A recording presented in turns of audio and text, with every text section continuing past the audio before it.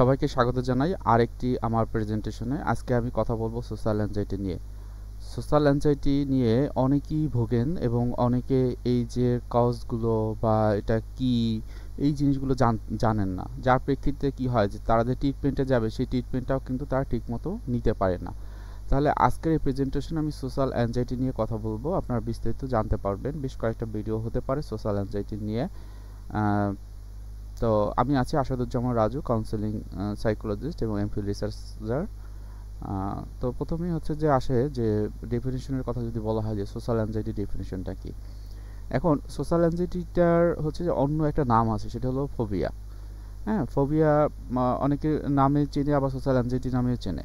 এই যে ফোবিয়া বা সোশ্যাল যেটাই বলো হোক না কেন, যদি কাউকে এর ডিসঅর্ডারের কোনো পেশেন্ট বলা হয়, তবে অবশ্যই তাকে কিন্তু কিছু ক্রাইটেরিয়া রয়েছে, যেগুলো আমরা DSM-5 অনুযায়ী আমরা কিন্তু সবসময় হচ্ছে যে কাউকে অ্যাসেসমেন্ট করি। যারা সাইকিয়াট্রিস্ট রয়েছেন অথবা যারা অন্যান্য সাইকোলজি প্রফেশনে রয়েছেন, তারা কিন্তু নিজেরাই বলতে পারে না যে তার একটা ভয় বা কোনো একটা অস্বস্তির কারণেই তাকে সোশ্যাল ফোবিয়া, বা হয়তো বা কারোর সাথে মিশে না, কোথাও যায় না। হ্যাঁ, দ্যাট ডাজ নট মিন যে তার সোশ্যাল ফোবিয়া। হ্যাঁ, কারণ এখানে অনেক কিছু থাকতে পারে, যেমন তার সোশ্যাল কোনো সেক্টরে গেলে বা সোশ্যাল কোনো সিচুয়েশনে গেলে তার হয়তো বা অ্যাংজাইটি হয়, সেটা হয়তো বা তার কমিউনিকেশন স্কিলের কারণে হতে পারে। তো সোশ্যাল অ্যাংজাইটির ডেফিনিশনটা যদি বলা হয়, সোশ্যাল অ্যাংজাইটি ডেফিনিশন বলা হচ্ছে এটাকে ফোবিয়া হিসাবেও বলা হয়। এটা হলো তীব্র ভয় থাকে কোনো একটা পরিস্থিতি, হ্যাঁ, এবং মনে হয় যে ওই যে পরিস্থিতিতে বা ওই এনভায়রনমেন্টে গেলে সে জাস্ট হবে, হ্যাঁ, সে হচ্ছে যে তাকে হেয় করা হবে অথবা তাকে লজ্জা দেওয়া হবে। তো এইরকম সিচুয়েশনে তারা কিন্তু পড়ে যায়, এবং ডেফিনেশনে বলা হয়েছে যে যদি এই সিমটমগুলো থাকে সেক্ষেত্রে আমরা সোশ্যাল অ্যাংজাইটি বলতে পারি। এখন সোশ্যাল অ্যাংজাইটির ক্ষেত্রে যেটা হয় যে এর কত মানুষজন আসলে যে সোশ্যাল অ্যাংজাইটিতে ভোগে। একটা রিসার্চে দেখা গেছে যে প্রায় 15 মিলিয়ন, হ্যাঁ, যারা হচ্ছে যে অ্যাডাল্টের ভিতরে 15 মিলিয়ন হচ্ছে যে ইউনাইটেড স্টেটে এই সোশ্যাল অ্যাংজাইটিতে ভোগে। হ্যাঁ, এটা কিন্তু এমন হতে পারে যে এত তীব্র হতে পারে যেটা হচ্ছে যে তার বিভিন্ন সেক্টরে, অর্থাৎ তার পার্সোনাল লাইফে, তার কেরিয়ার লাইফে, অথবা তার সামগ্রিক যে ভালো থাকা, হ্যাঁ, জীবনকে নিয়ে সেই জিনিসগুলো কিন্তু ব্যাঘাত ঘটতে পারে। এখন সোশ্যাল অ্যাংজাইটি যদি কার হয়ে যায় বা ওই রকম কোনো ইস্যু থাকে, তাহলে কিন্তু এই যে ট্রিটমেন্ট কিন্তু খুবই ইম্পর্টেন্ট। হ্যাঁ, এবং অনেক ক্ষেত্রে বলা হয় এটা একটা ক্রুশিয়াল এই কারণে যে সঠিক সময় যদি সঠিক ট্রিটমেন্ট না নেওয়া হয়, পরবর্তীতে এটা খুব খারাপ দিকে ধাবিত হয়। হ্যাঁ, যেটা আমরা বলি ক্রনিক যে ফেজগুলো, সেই ফেজে কিন্তু চলে যেতে পারে।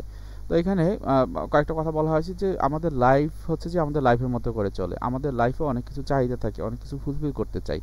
তো সোশ্যাল অ্যাংজাইটি যদি থাকে সেক্ষেত্রে কিন্তু এই লাইফটা ফুলফিল হয় না, আমাদের লাইফের মিনিং থাকে। আমরা এই মিনিংয়ের বেসিসে অন্য মানুষের সাথে কানেকশন তৈরি করি। হ্যাঁ, তো এই কানেকশন কিন্তু হয়তো আর তৈরি হবে না যদি আমার ভিতরে সোশ্যাল অ্যাংজাইটি থাকে, আমাদের ভিতরে পোটেনশিয়ালিটি থাকে। যে পোটেনশিয়ালিটি আমরা পার্সোনাল লাইফে অথবা প্রফেশনাল লাইফে হয়তো বা হতে পারে যে আমার ফ্যামিলি মেম্বার যারা আছেন তাদের সাথে হয়তো সেই আগের মতো সম্পর্কটা থাকছে না, বা আমি প্রফেশনাল যে কাজগুলো করি জব সেক্টরে বা আমার কলিগ যারা আছেন তাদের সাথে কিন্তু ওই রকম যে একটা কানেকশন বা একটা ইন্টারাকশন, সেই জিনিসগুলো কিন্তু হবে না। সুতরাং অবশ্যই সোশ্যাল অ্যাংজাইটি থাকলে সেই জায়গা থেকে বের হয়ে আসা গুরুত্বপূর্ণ। এখন সোশ্যাল অ্যাংজাইটিটা বোঝাও কিন্তু খুবই ইম্পর্টেন্ট। হ্যাঁ, এই যে ক্যারেক্টারিস্টিক বলা হয় যে কী কী বৈশিষ্ট্য থাকতে পারে।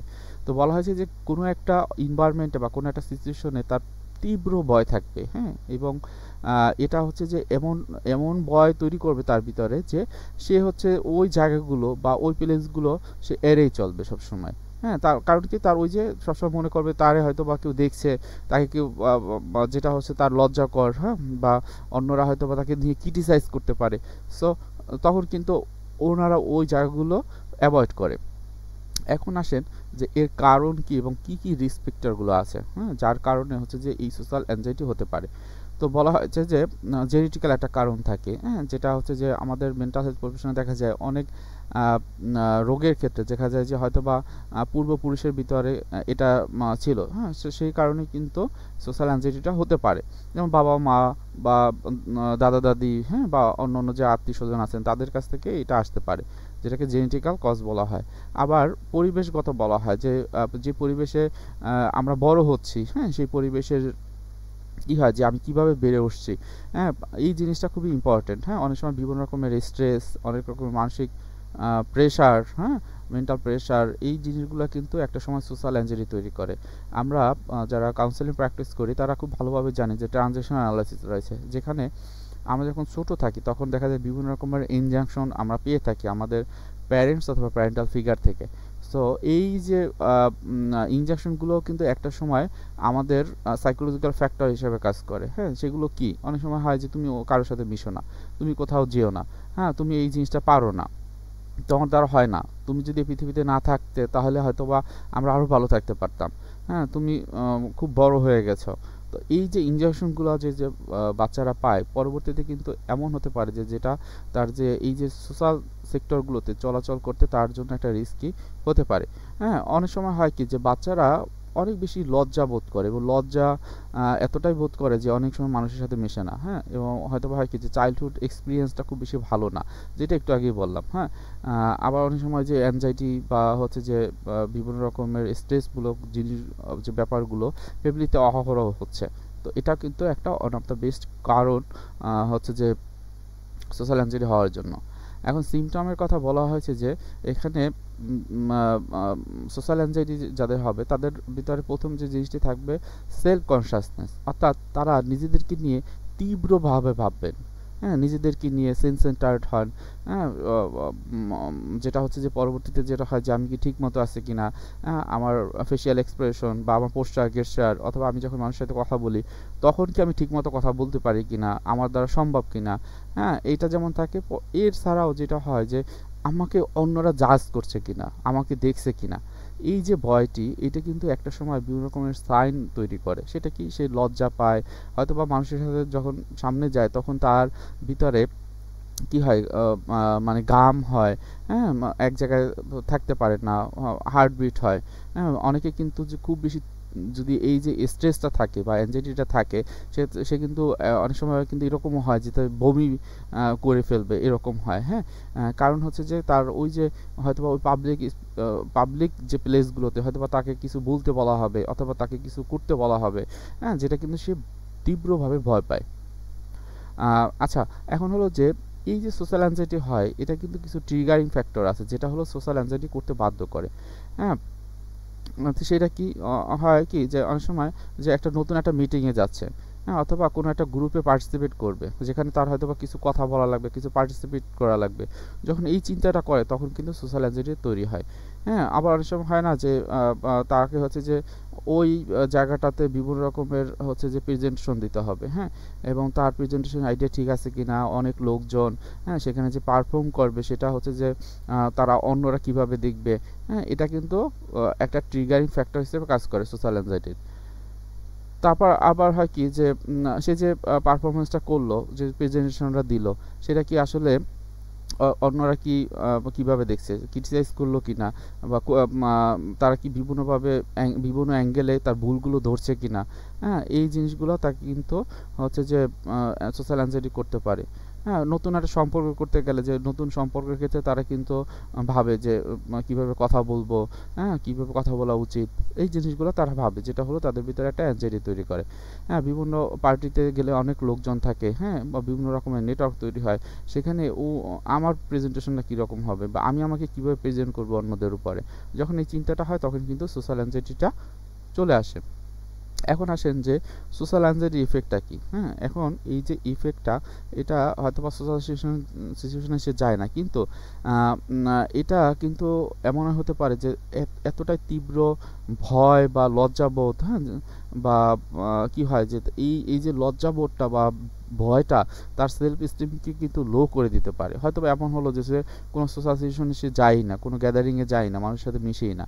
এবং ফিজিক্যাল সিমটমের ক্ষেত্রে কিন্তু বিভিন্ন রকমের সিমটম আমরা দেখতে পাই। হার্টবিট বেড়ে যাওয়া, হ্যাঁ, একটু আগে যেটা বলতেছিলাম, হয়তো খুব বেশি সুইটিং হচ্ছে, হ্যাঁ, স্টোমাক বেটার ফিল করে না, হ্যাঁ, সবসময় মনে হয় যে সব কিছু কেমন কেমন চলতেছে। তো এই জিনিসগুলো তার ফিজিক্যাল সিমটম হিসেবে আসে। আবার ইন্টারপার্সোনাল চ্যালেঞ্জের ক্ষেত্রে কিন্তু বেশ কিছু প্রবলেম এই সময়টা হয়। যেমন তাদের রিলেশনশিপগুলো হয়তো ঠিক আগের মতো যাচ্ছে না, ভালো যাচ্ছে না। সে সবার কাছ থেকে দূরে সরে যাচ্ছে। আগে যে প্রতিবেশীর সাথে মিশতো, আগে যে কাছের লোকগুলো ছিল, সেই লোকগুলো এখন নেই, যা তার ভিতরে লোনলিনেস তৈরি করে। হ্যাঁ, অনেক সময় তার প্রফেশনাল এবং পার্সোনাল লাইফের কথা বলা হয় যে কেরিয়ার গ্রোথটা যেভাবে হওয়ার কথা সেভাবে হচ্ছে না। তার বয়স বেড়ে যাচ্ছে কিন্তু সে জব সেক্টরে আছে, সেখানে কিন্তু তার প্রমোশন হচ্ছে না। হ্যাঁ, যেই পার্সনগুলো খুব ইম্পর্টেন্ট ছিল তাদের সাথে মিশছে না। হ্যাঁ, যেটা হচ্ছে যে তার কি হয় যে সোশ্যাল অ্যাক্টিভিটি থেকে তাকে আরও দূরে রাখে। তো এটা ছিল হচ্ছে যে আমাদের যে সোশ্যাল অ্যাংজাইটিটা কী এবং এর ইফেক্টটা কী, এটা আসলে কিভাবে হয়। হ্যাঁ, এটা থেকে হচ্ছে যে মানুষের ভিতর বিভিন্ন রকমের সাইকোলজিক্যাল বা ইমোশনাল এবং ফিজিক্যাল সিমটম হয়। হ্যাঁ, বিভিন্ন রকমের আইপিটি বলা হয়, ইন্টারপার্সোনাল রিলেশনশিপের ক্ষেত্রে কিন্তু বিভিন্ন রকমের সমস্যা তৈরি হয়। সো আমাদের অবশ্যই যদি আমরা বলি যে কারো সোশ্যাল অ্যাংজাইটি হয়, অবশ্যই এই যে সিমটমগুলো বা ইফেক্টগুলো আপনার ভিতরে যদি হয় তখন কিন্তু আপনি বলতে পারবেন সোশ্যাল অ্যাংজাইটি। আদারওয়াইজ আপনাকে হয়তোবা সোশ্যাল অ্যাংজাইটি বলা কিন্তু যাবে না। হয়তোবা আপনি অনেকের সাথে মিশতে পারেন, হয়তোবা কিছু কিছু জায়গাতে আপনার কিছু প্রবলেম ফেস করেন। সো এটা সোশ্যাল অ্যাংজাইটি হবে না। তো আজকের এই ভিডিওতে আমি আসলে সোশ্যাল অ্যাংজাইটি সম্পর্কে আমি বলতে চেয়েছিলাম।